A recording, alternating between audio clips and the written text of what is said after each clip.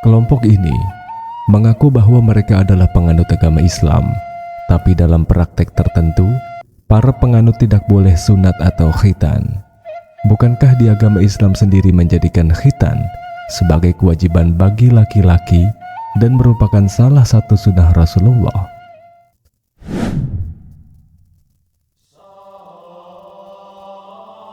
Madraisme disebut juga agama Jawa Sunda, tidak lain adalah aliran kepercayaan bagi sejumlah masyarakat yang tersebar di daerah Kecamatan Cigugur, Kuningan, Jawa Barat. Agama tersebut juga dikenal sebagai cara karuhun urang, yang berarti tradisi nenek moyang. Agama ini berpatron kepada ajaran Sunda Wiwitan. Perbedaan ajaran Madraisme dengan Sunda Wiwitan tidak seberapa jauh.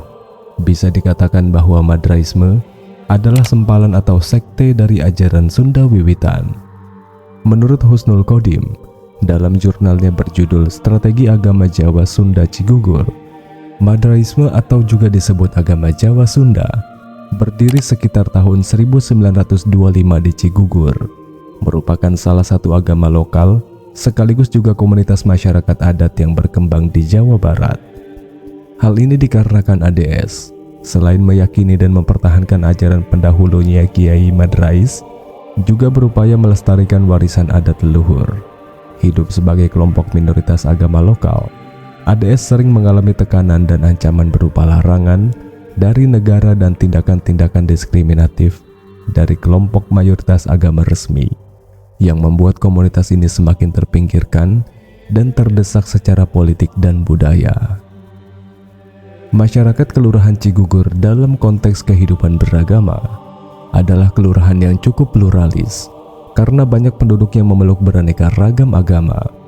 Fakta ini bisa dibuktikan dari data kependudukan yang menunjukkan jumlah pemeluk agama di Kelurahan Cigugur yang terdiri dari pemeluk Islam berjumlah 4.075 jiwa, Katolik 2.620 jiwa, Protestan 195 jiwa, penghayat kepercayaan 176 jiwa, Buddha 12 jiwa, dan Hindu 6 jiwa. Konon katanya, di dalam keluarga masyarakat Cigugur sendiri pun, antara agama orang tua dan anaknya bisa berbeda. Tapi yang patut dicontoh, meskipun banyak keanekaragaman agama yang dipeluk oleh penduduk di Cigugur, tidak menyebabkan hubungan antara pemeluk yang berbeda agama renggang dan kaku.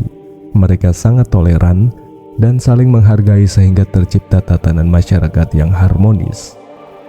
Ada sebuah fenomena yang sempat ramai pada tanggal 1 Januari 2005 ketika ada pembangunan sebuah masjid bernama Al-Hidayah.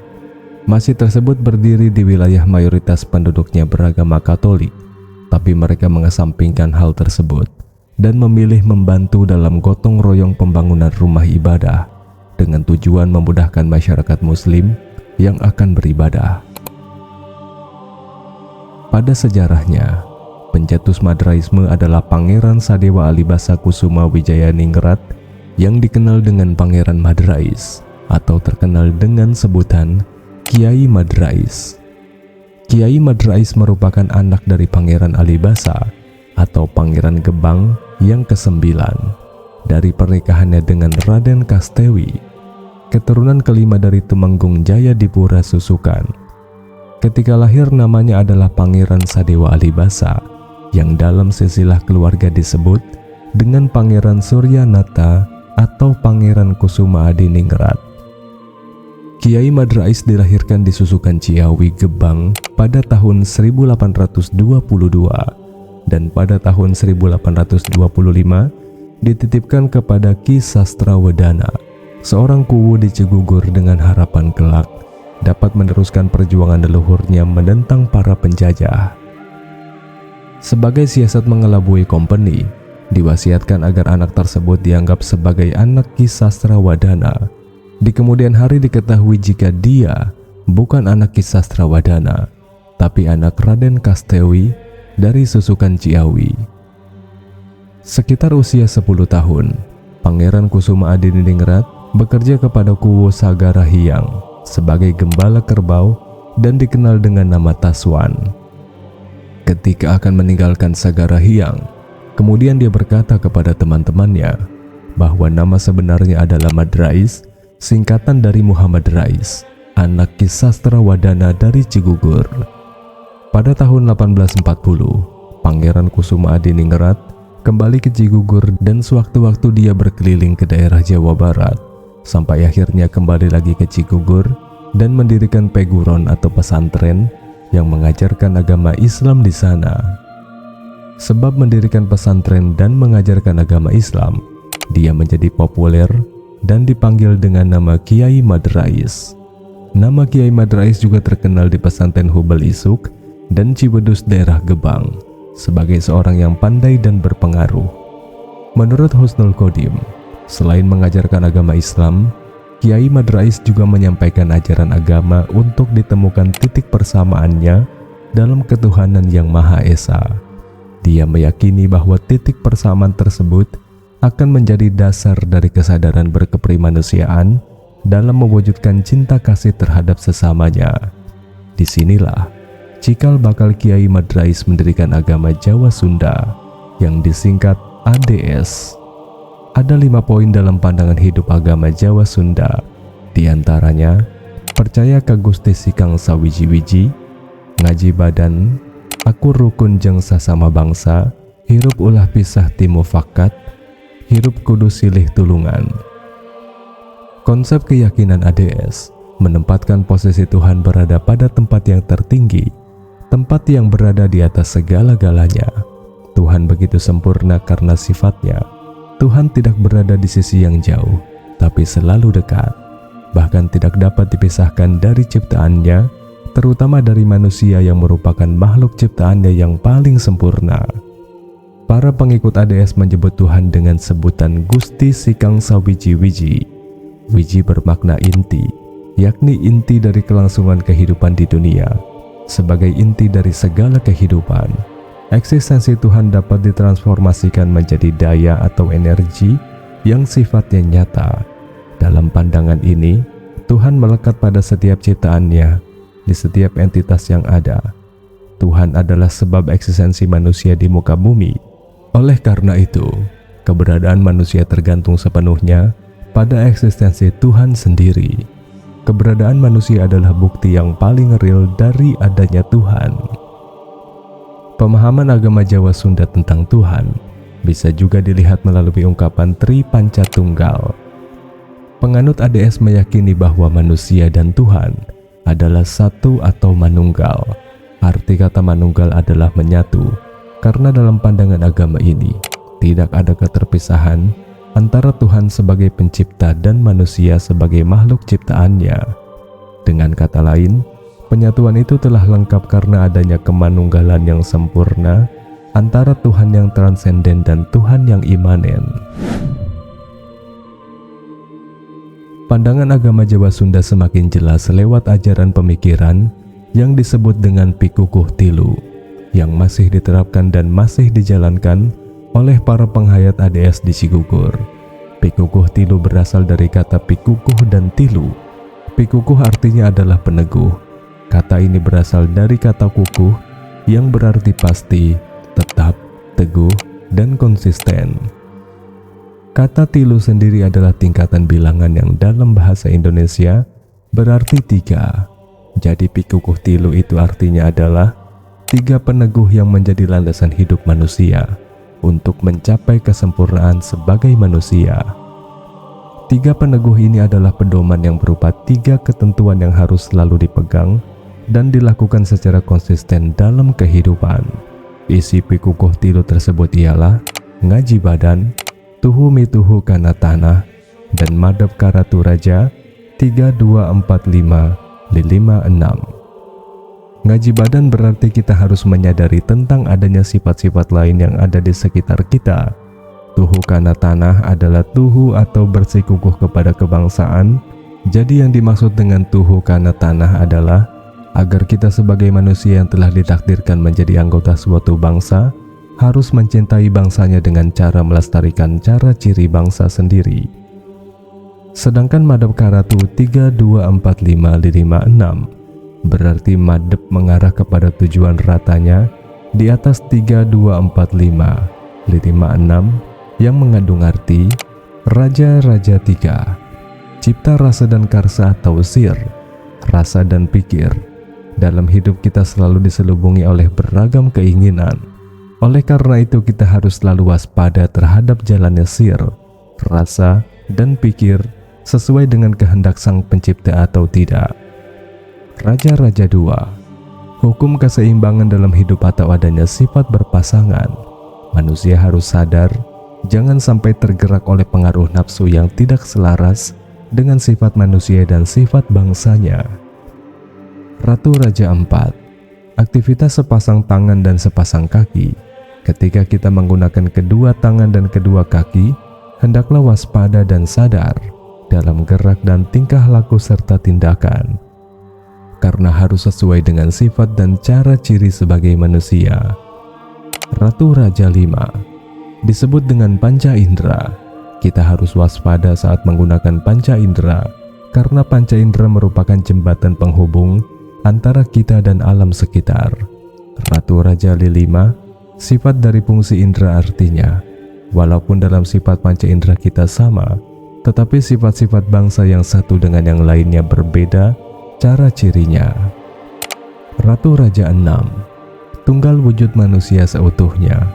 Wujud kita adalah manusia, makhluk ciptaan Tuhan yang diberi tugas untuk mewujudkan kedamaian di alam lahir sesuai dengan sifat dan kodrat yang diberikan kepada manusia, yakni peri kemanusiaan. Para pengikut ADS tidak diperkenankan oleh pemimpinnya untuk melakukan sunat atau khitan, karena hal itu bagi mereka sama halnya dengan menghilangkan sebagian anggota tubuh manusia. Tindakan itu sama sekali tidak dianjurkan dalam kepercayaan Madrais, karena Tuhan telah menciptakan manusia dengan sangat sempurna. Tidak perlu lagi ada yang dikurangi maupun ditambahkan. Jika manusia melakukan praktek sunat, berarti tidak menjaga kesempurnaan yang diberikan Tuhan kepada manusia. Dengan demikian, orang yang melakukan sunat dianggap sebagai orang yang tidak dapat bersyukur dan juga sangat kufur. Para penghayat agama Jawa Sunda meyakini bahwa Gusti Kang Sawiji-wiji atau Tuhan Yang Maha Esa telah menciptakan seluruh alam beserta isinya itu dengan sangat lengkap dan sempurna. Manusia sebagai salah satu ciptaannya diharuskan untuk menjaga apa yang telah diciptakan oleh penguasa alam ini. Berbeda dengan Islam yang menjadikan sunat sebagai kewajiban bagi lelaki dan juga salah satu sunnah Rasulullah. Selain perbedaan pandangan tentang sunat, pada pernikahan pun mereka sangat berbeda. Mereka meyakini bahwa pernikahan itu bertumpu pada apa yang disebut sebagai awal tunggal akhir, jadi sawiji, awalnya satu, akhirnya jadi menyatu. Pada awalnya manusia satu kemudian menyatu dengan pasangan masing-masing. Sebelum melakukan pernikahan, mereka mengenal masar, yakni calon pengantin harus melakukan pendekatan selama 100 hari sebelum menikah, dan tidak boleh dinikahkan oleh penghulu, melainkan melalui utusan penggawa yang sudah ditentukan oleh pemimpin ADS sendiri. Menariknya dalam hal pernikahan, mereka tidak mengenal bercerai dan cenderung langgeng sampai tua. Ketika salah satu pengikut Madrais sedang mengalami sakratul maut, biasanya ditunggu oleh kawan-kawannya sambil dikatakan wajon lawan, artinya ayo lawan. Dan bila yang bersangkutan meninggal, mereka berkata, "Hih bet olehan," sama artinya dengan lo tukang kalah. Setelah itu masuk kepada prosesi pemakaman. Jenazahnya dibungkus dengan kain hitam, dimasukkan ke dalam peti mati kayu jati, dikubur dengan ditaburi arang, kapur, dan beras di sekitar peti mati.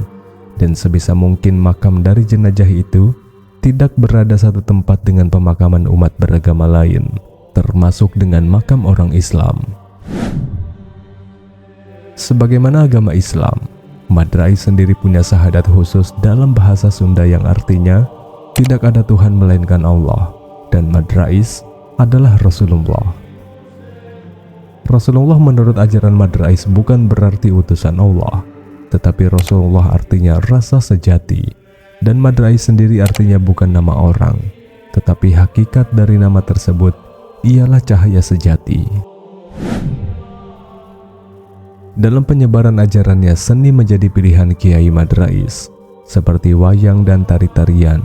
Hal ini menjadi efektif karena pada masa itu, pemahaman dan pengetahuan masyarakat Cigugur sendiri masih sangat rendah. Pada bulan Maulud, murid-murid Madrais berkumpul di Cigugur. Mereka datang dari Cirebon, Sumedang, Garut, yang jumlahnya hampir 2.500 orang. Pada momen ini Madrais hanya menggunakan cawat, tiarap di atas api unggun sampai mengeluarkan keringat, dan air keringat yang telah dicampuri air kemudian dibagi-bagikan kepada pengikutnya. Mereka menganggap itu sebagai berkah. Apapun dilakukan untuk gurunya, para pengikut Madrais terkenal loyal. Tercatat pada zaman Belanda, kehidupan Madrais beserta keluarganya sangat mewah seperti seorang bupati.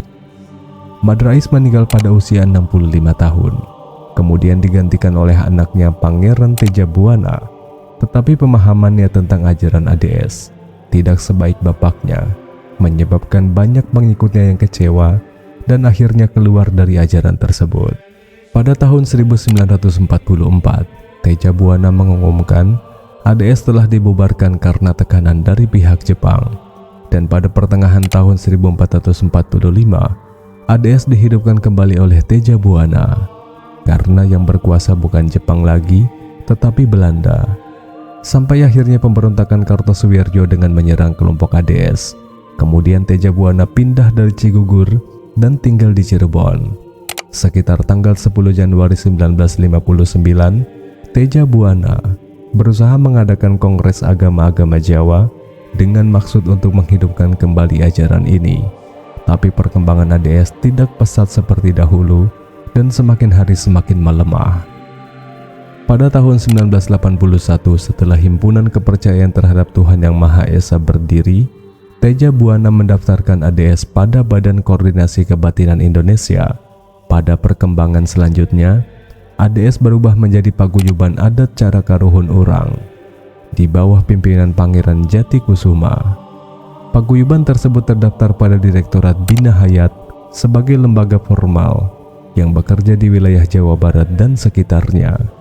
Efek dari pendirian Paku ini menyebabkan perselisihan di masyarakat karena mantan anggota dari ADS yang sudah berpindah ajaran menjadi Katolik sebanyak 2.000 orang menyatakan keluar dari keanggotaan gereja dan berbalik arah menjadi anggota Paku.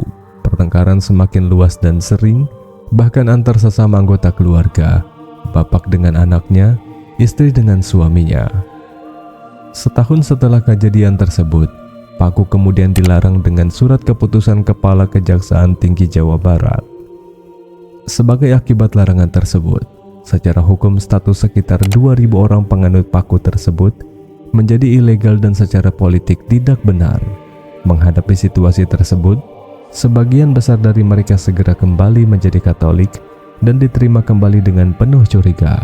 Sebagian kecil masuk Islam dan beberapa masuk Kristen Pasundan. Sisanya termasuk Pangeran Jatikusuma beserta keluarganya tetap menyatakan diri secara resmi sebagai penghayat aliran kepercayaan. Wallahu a'lam bishawab. Terima kasih sudah menonton sampai selesai. Jangan lupa tonton video lainnya dari channel ini. Wassalamualaikum warahmatullahi wabarakatuh.